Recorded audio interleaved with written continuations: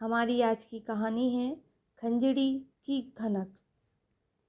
सांझ हो गई थी।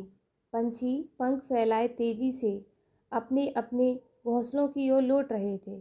जंगली पशु दिन भर शिकार की तलाश में भटकने के बाद किसी जलाशय में पानी पीकर लौटने लगे, लेकिन सेमल के गाछ के नीचे खड़ी एक हिरनी न हिली न डुली। उसके चेहरे पर उदासी का भाव था। गुमसुम होकर वह डूबते हुए सूरज की लाली को देख रही थी। सेमल के गाछ पर बिखरने वाली लाली से फूल और भी लाल हो रहे थे। हिरनी को उदास देखकर हिरन उसके पास आया।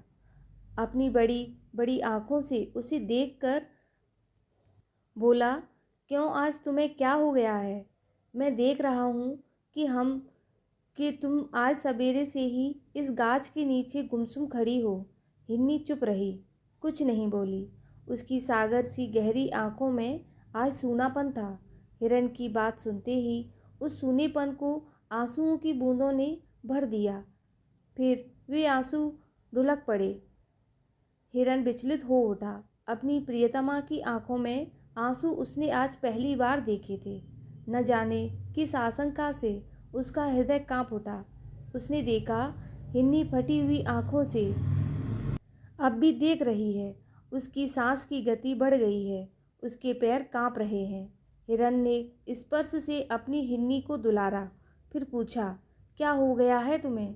क्या तुम्हारी चारागाह सूख गया है या किसी जंगली जानवर का डर है?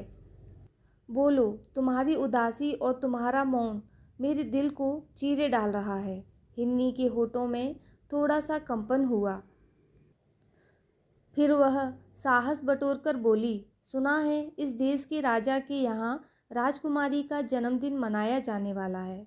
बड़े बड़े राजाओं को निमंत्रण भेजे गए हैं। कल बड़ा भारी उत्सव होगा और इस अवसर पर तरह तरह के पकवान बनेंगे, जिसके लिए तुम्हारा यह बात पूरी किए बिना बिलक उठी। आंखों से आंसुओं की धार बहने लगी। चारों ओर अंधेरा छा गया। बेचारा हिरन क्या कहे। एक क्षण तक वह मौन रहा। फिर धीरज के साथ उसने कहा, अरे पगली, इतनी सी छोटी बात के लिए तू दुखी होती है। ऐसे अच्छे अवसर पर अगर मुझे बलिदान होना पड़े तो यह मेरा कितना बड़ा सौभाग्य होगा। राजा के जंगल में रहने वाले हम सब उन्हीं के तो सेवक हैं। इस बहाने मैं उनके ऋण के बोझ से छूट जाऊंगा। मुझे स्वर्ग मिलेगा। आखिर एक दिन मरना तो है ही।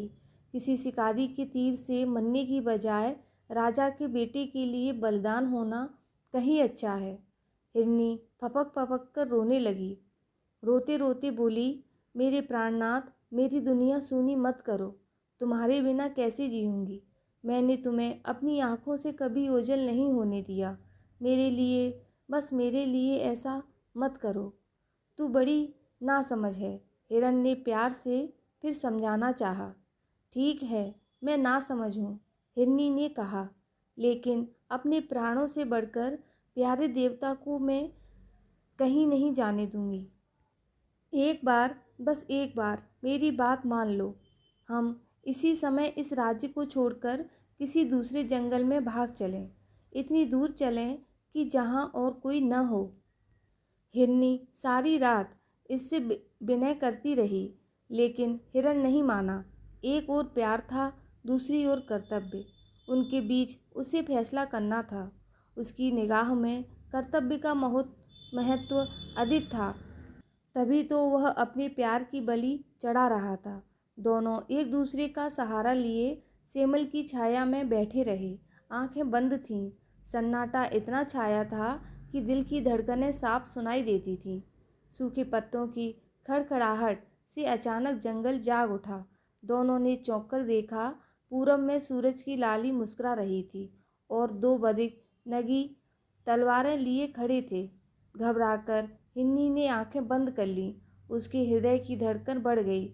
मारे पीड़ा के वह छटपटा उठी। जब उसने आंखें खोलकर देखा तो न वहाँ बधिक थे और न उसके प्राणों से प्यारा हिरन। तभी आसमान में लाली और अधिक व्याप्त हो गई। उसे लगा जैसे उसके हिरन का लहू बहकर चारों तरफ फैल गया हो। हिरनी के दिल बड़ा धक्का लगा। वह बेसुध हो गई। दिन भर अचेत पड़ी रही। शाम को उसकी चेतना पल भर के लिए लौटी। तब न लालिमा थी न रोशनी। चारों तरफ भयानक सूनापन और अंधेरा छाया था। हिरनी ने किसी तरह साहस जुटाया। वह उठी और भारी पैरों से राजमहल की ओर चल दी। चलते चलते वह महल में पहुंची। तब तक राजमहल में जन्म महोत्सव समाप्त हो चुका था। महारानी अपने छोटे राजकुमार को गोद में लिए बैठी थी। हिन्नी ने उन्हें सिर झुकाकर प्रणाम किया और कातर स्वर में विनती की, महारानी जी, मैं आपके राज्य की एक अभागिनी हिरनी हूँ। आज के महोत्सव में मेरे प्राणार्थ का वध किया गया है। उससे आपकी रसोई की शोभा बढ़ी। मेहमानों का आदर सत्कार हुआ। यह सब ठीक है, किंतु मेरा तो सुहाग ही लुट गया। अब मेरा कोई नहीं रहा। मैं अनाथ हो गई। उसकी आंखों में आंसू बहने लगे, पर धीरज धरकर वह फिर बोली, महारानी जी, अब एक मेरी आपसे विनती है। आप कृपा कर मेरे हिरण की खाल मुझे दे दें। मैंने उसे अपनी आँखों से कभी ओझल नहीं होने दिया।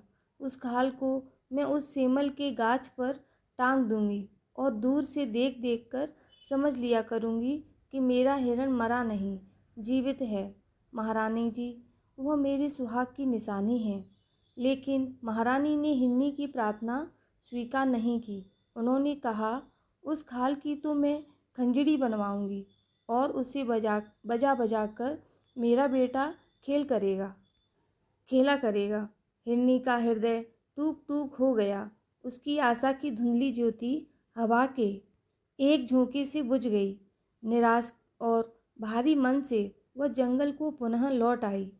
उसके बाद जब भी राजमहल में खंजड़ी खनकती तो हिरनी एक क्षण के लिए बेसुध हो जाती। वह उस खनक को सुन सुनकर घंटों आंसू बहाती रहती है।